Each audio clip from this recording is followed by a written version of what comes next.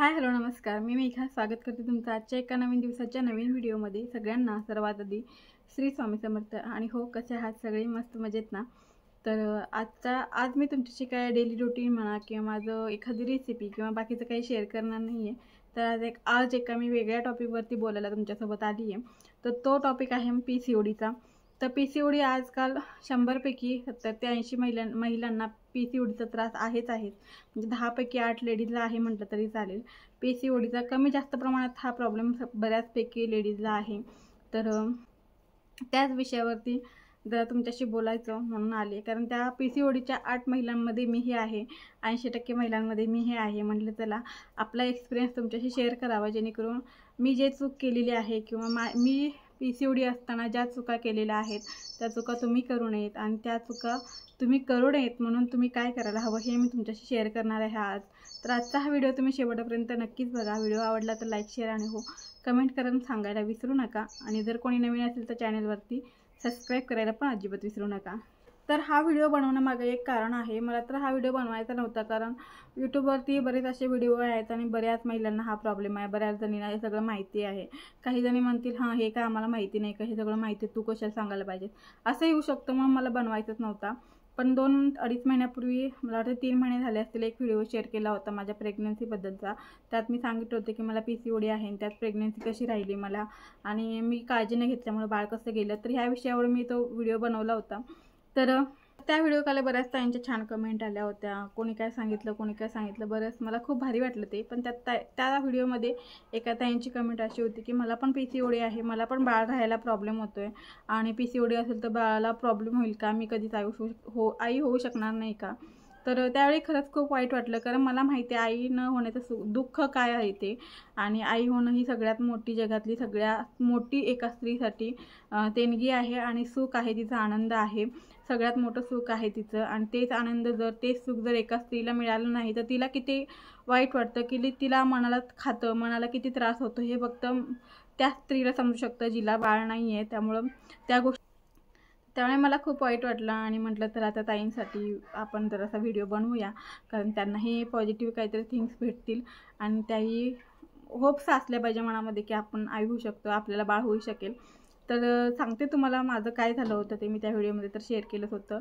पण ज्यावेळी मला PCOD झाला 2017ला, त्यावेळी मला 6 महिने पहिला पिरियड्स आल्याच नाहीत. पहिला माझ्या पिरियड्स तर 1.5 महिन्याला एकदा, म्हणजे 3 महिन्यातनं 2दा अशाच होत्या पहिल्यापासून. जेव्हा मला पिरियड्स पहिल्यांदा आल्या तेव्हापासून. पण हळूहळू मला ना 2017ला मार्चनंतर मला पिरियड्स येणं बंद झालं, आणि दिवाळीनंतर मग मी डॉक्टरांना कन्सल्ट केलं. तर तेव्हा माझं वजन 65 किलो झालं होतं, आणि PCOD म्हणजे व्हायच्या आधी माझं वजन 55 ते 58 किलोच्या मध्येच असायचं. आणि मग अचानक माझं 8 ते 10 किलो वजन वाढलं, आणि माझं कलर पण जरासा उजळला होता, म्हणजे गोरा गोमटा छान दिसत होता. मला ती बॉडी माझी चांगली वाटायला लागली. पण त्यावेळी मी हेल्दी नव्हते, त्यावेळी मी अनहेल्दी झाले होते. हे मला त्यावेळी कळायला खूप उशीर गेला. मी ट्रीटमेंट चालू केली. डॉक्टरांनी मला सजेस्ट केलं की तू एक्सरसाइज करून वजन कमी कर, डाएट कर, हे ते. पण माझ्याकडून ते काहीच झालं नाही, कारण तेव्हा जॉबवर असायची, घरचं आवरून कामावर जाणं, कामावर आलं की घरचं आवरणं, यामध्येच मला वेळ व्हायचा, आणि सुट्टीचा एक दिवस आपल्या कामामध्ये निघून जायचा. 3-3.5 वर्ष, 4 वर्ष जवळपास मी तो दवाखाना केला, आणि माझ्या फक्त पिरियड्स रेग्युलर आल्या. त्यात ते पण फक्त मेडिसिन घेतल्या तरच पिरियड्स यायच्या. मेडिसिन नाही घेतल्या की त्या महिन्यात पिरियड्स येत नव्हत्या. त्यामुळे मी 4 वर्ष हा दवाखाना करून कोविडच्या काळामध्ये बंद केलं. आणि कोविडमध्ये मला ज्यावेळी लॉकडाऊन झालं ना फेब्रुवारीला, तेव्हा म्हणजे मार्चला लॉकडाऊन झालं, पण मला लास्ट डेट आली होती ती फेब्रुवारीला आली होती, आणि फेब्रुवारीनंतर मला डेट आली नाही, म्हणजे पिरियड्स नाही आल्या.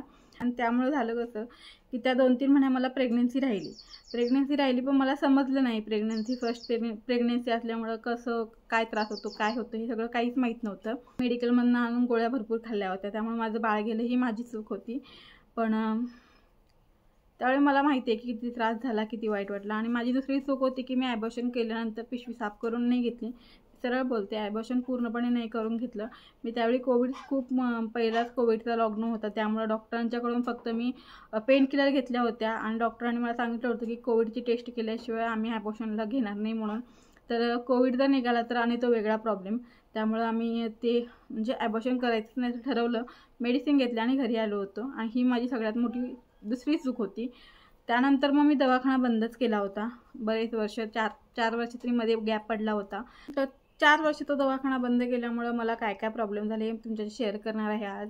तर तुम्हालाही तसे जर प्रॉब्लेम होत असेल तर तुम्ही तरी आत्ताच हे करा, डॉक्टरांशी कन्सल्ट करा, चांगल्या योग्य रीतीने औषध पाणी करा, म्हणजे मेडिसिन वगैरे घ्या, तुमचं डाएट मेंटेन करा, तुम्ही म्हणजे एक्सरसाइज वगैरे सगळं मेंटेन करा, तुमची बॉडी हेल्दी करा, अनहेल्दी राहू नका, असं मला तुम्हाला सांगायचं. तर माझा प्रॉब्लेम मी तुम्हाला सांगते, त्यावरून तुम्हाला समजेल तुमच्याही लाईफमध्ये जर हे प्रॉब्लेम होत असेल तुमच्यासोबत तर तुम्हाला नक्की मग काहीतरी तुम्हाला फिट बनवायची तुमच्या बॉडीला गरज पडलेली आहे. तर तुम्हाला सांगते, PCODच्या गोळ्या बंद केल्या, त्यामुळं पिरियड्स तर मला 6-6 महिने येतच नव्हत्या. 4 वर्षामध्ये मला वाटते 6 ते 7 वेळा फक्त पिरियड्स आले असतील. त्यानंतर माझं अंग दुखायचं, म्हणजे कसं माझं अंग वजन वाढत गेलं, वजन माझं 65वरनं 70, 70वरनं 75, 75वरनं 80 असं वाढत गेलं.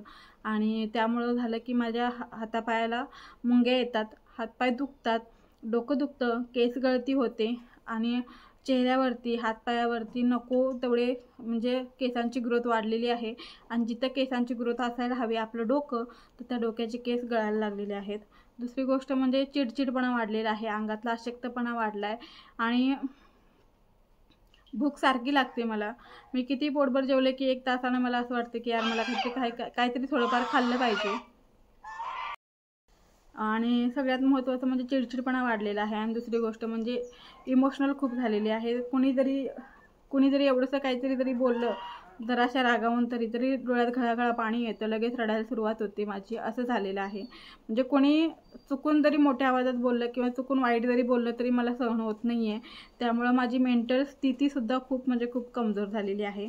बॉडी तर वीक झालेलीच आहे. अशक्तपणानंतर एवढं त्रास होतो आणि एवढ्या माझ्या पायाच्या नसा टाचा दुखतात की मला सकाळी झोपेतून उठल्यानंतर अर्धा ते पाऊण तास पूर्ण पायावरती चालता येत नाही, एवढ्या माझ्या पायाच्या टाचा दुखतात.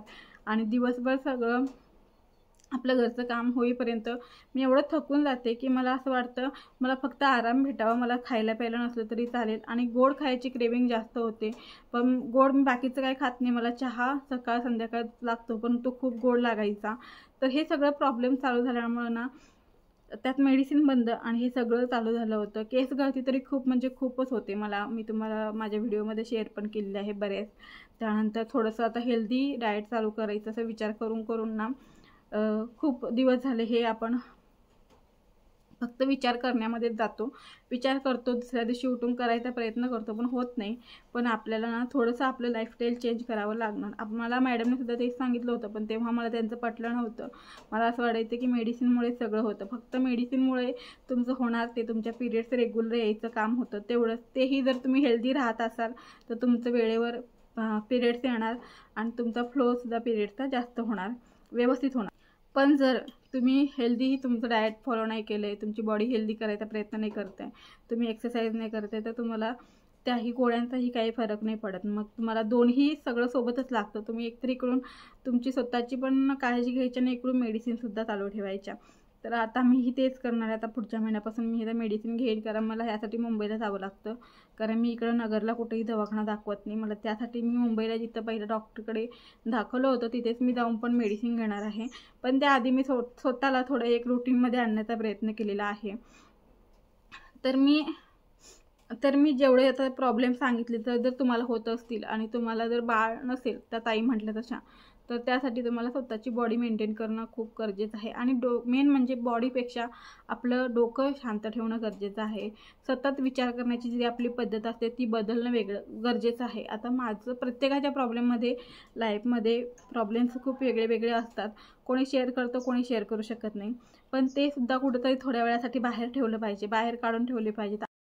PCOD हा काय मोठा आजार नाही आहे. PCOD म्हणजे तुम्ही जर मेंटेन केलात तर तो आजारासारखा नाहीच आहे. त्यामुळं PCOD म्हणून एवढं डोक्यात घेऊन बसायची काहीच गरज नाही. मीही तेच करत होते. PCOD आहे म्हणून मला बाळ होत नाही, PCOD आहे म्हणून मला वजन वाढतं, PCODमुळे माझे हातपाय दुखतात, PCODमुळे मला अशक्तपणा येतो, PCODमुळे मला भूक लागते.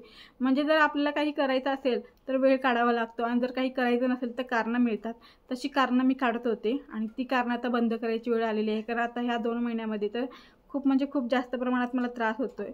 माझे पाय एवढे दुखतात की मला उठता बसताना खूप त्रास व्हायला लागला, त्यामुळे मी आता विचार केला की थोडं वजन कमी करावं लागणार आहे मला. त्यासाठी मी काय प्रयत्न करते ते तुम्हाला सांगते. तर गेले 1 महिनाभर मी थोडं रुटीनमध्ये चेंज करते आहे. म्हणजे एकदमच आपण चेंज करायचं नाही, त्यामुळे आपल्यालाही त्रास होतो. कारण आपलं रुटीन एक वेगळं असतं आणि एकदमच दुसऱ्या रुटीनमध्ये जायचं म्हटलं की एकदमच बॉडीलाही ते सहन होत नाही आणि आपल्या मेंटल स्थितीलाही ते सहन होत नाही. त्यामुळे जे करायचं ते हळूहळू करायचं, टप्प्याटप्प्याने करायचं. आणि हे तुम्ही वजन तुमचं जास्त असेल, तुम्हाला PCODचा प्रॉब्लेम नाही आहे, थायरॉईड आहे, तर यासाठी सुद्धा उपयोगाचं आहे. आणि दुसरी गोष्ट म्हणजे वजन कमी करायचं असेल तरीसुद्धा उपयोगाचं आहे. तर मी तुम्हाला सांगते. तर काय करायचं, पहिल्यांदा तुम्ही सकाळी एक उठायची वेळ तुमची फिक्स करायची आणि झोपायची वेळ फिक्स करायची. एक पहिले 8 दिवस तुम्ही ह्या 2 गोष्टी करायच्या. उठायची वेळ फिक्स, झोपायची वेळ फिक्स करायची. 8 दिवस ह्या गोष्टींची सवय झाली की त्याच्या दुसऱ्या आठवड्यात तुम्ही ह्या दोन्ही गोष्टींसोबत तुमचं सकाळी नाश्ता, दुपारचं जेवण, 2 गोष्टींची वेळ फिक्स करायची. त्यामुळे होतं कसं, हळूहळू रुटीनमध्ये गेल्यामुळे तुमच्या बॉडीलाही त्या गोष्टींची सवय होते.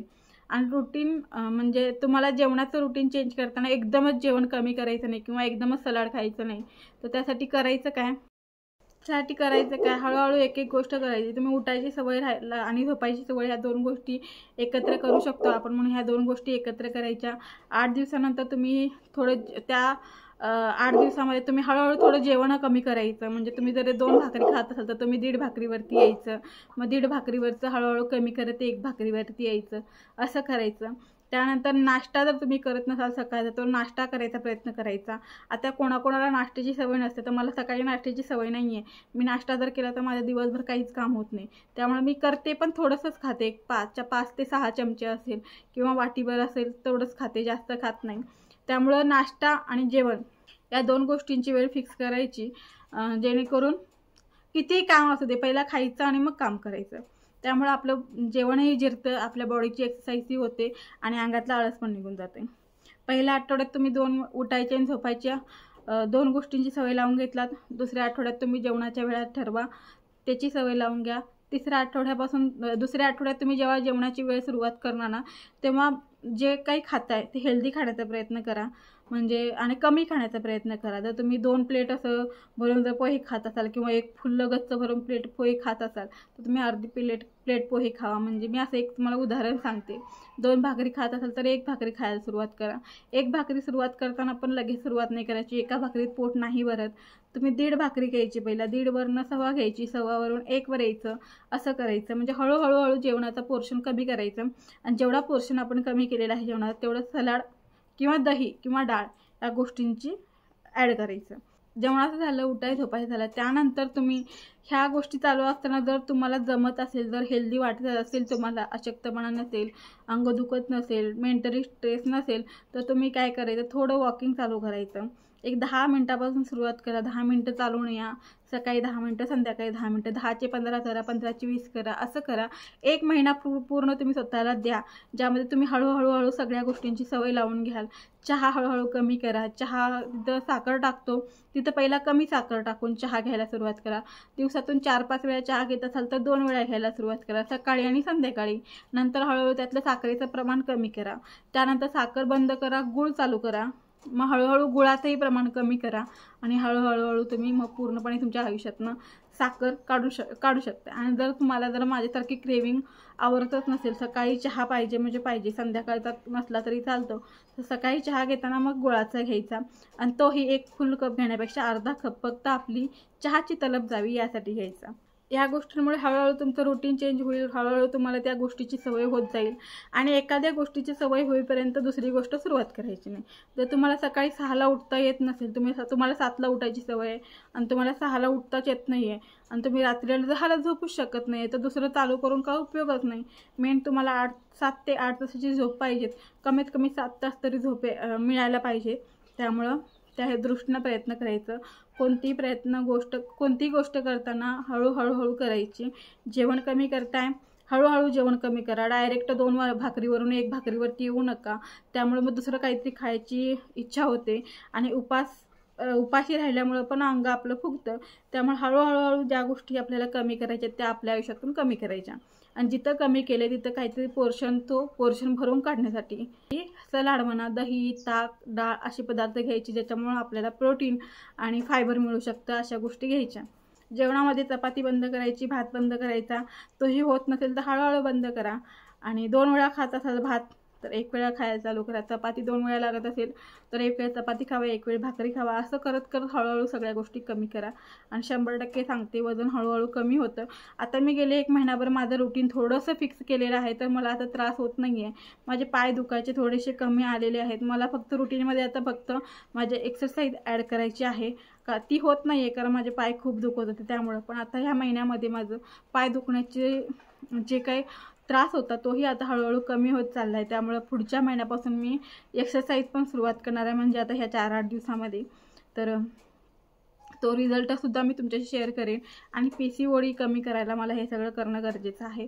PCODसाठी सुद्धा हे उपयोगाचं आहे. तुम्हाला वजन कमी करायचं असेल तरी हे उपयोगाचं आहे. आणि तुम्हाला थायरॉईडसारखं काही आजार असेल तर तोही कमी करायला तुम्हाला मेन डाएट आणि तुमचं वजन फिट करणं हेच महत्त्वाचं असतं. आपण हेल्दी तर आपलं माइंड हेल्दी राहतं, आपलं माइंड हेल्दी तर आपली बॉडी हेल्दी, आणि दोन्ही हेल्दी तर आपण हेल्दी. आपण हेल्दी असलं तर कुठल्याही आजाराची आपल्या जवळ यायची हिंमत होत नाही, असं म्हणतात. ते काय खोटं नाही आहे. त्यामुळे चला आजपासून फोकस करायचा तो PCOD असू दे, थायरॉईड असू दे किंवा वजन कमी करायचं असू दे, ह्यासाठी प्रयत्न करणं हाच असावा. इतरांसाठी आपण दिवसातले 10-12 तास देऊ शकत असू तर त्यातला 1 तास आपण स्वतःसाठी द्यायला हवा. आणि तो हळूहळू द्यायला प्रयत्न करा. सकाळी अर्धा तास वॉकिंग करा, संध्याकाळी थोडा अर्धा तास द्या स्वतःसाठी. असं करत करत वेळ वाढवा. 1 ते 2 तास तुम्ही दिवसातले देऊ शकताय. चला आता मी काय माझं रुटीन शेअर करू शकत नाही कारण थोडं गडबडीचं रुटीन असतं माझं. पण एक दिवशी जमलंच तर माझं सगळं तुम्हाला पूर्ण व्हिडिओ दिवसभराचं रुटीन तुमच्याशी शेअर नक्कीच करेन. आणि हो, पुढच्या महिन्यात मी तुम्हाला माझं वजनसुद्धा दाखवेन, किती कमी झाले किंवा काय कमी झाले ते. तर चला आजचा व्हिडिओ तुम्हाला कसा वाटला ते नक्की सांगा. आणि व्हिडिओ आवडला असेल तर लाईक, शेअर आणि सबस्क्राईब करायला अजिबात विसरू नका. पुन्हा भेटूया अशाच एका नवीन व्हिडिओमध्ये. तोपर्यंत काळजी घ्या. आणि हो, सर्वांना पुन्हा एकदा श्री स्वामी समर्थ.